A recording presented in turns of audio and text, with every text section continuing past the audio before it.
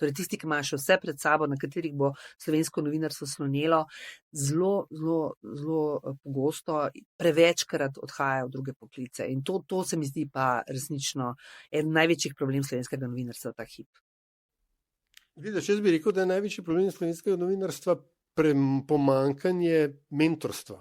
Ker se mi zdi, da je eden od razlogov za odhode tudi to, da pač ni tega neformalnega prenosa znanja. Ne? To pa, absolutno. Mislim, da je Društvo novinarjev zdaj začelo nek program mentorstva, prav zato, ker je to taka velika težava, da mladi ljudje se nimajo več od koga učiti osnove obrti. Jaz sem imela mentorico, ki je bila čudovita, Julka Vahan, še danes sem jih hvaležna, ker recimo je bila čist brezkompromisna, ko je šlo za napake, pa če je povedala, ne, in smo delali še enkrat, tega zdaj več ni, tega filtra ni. Ampak to je tudi zato, ker je tudi srednja generacija na nek način prehitro odšla.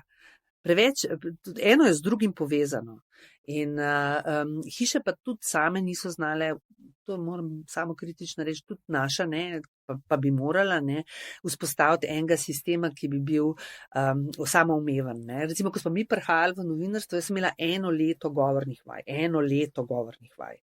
S tem sem imela dve audiciji, ali sploh jaz lahko stopim pred mikrofon, ker preprosto nisi prišel. Ne. Zdaj so ti filtri zelo popustili.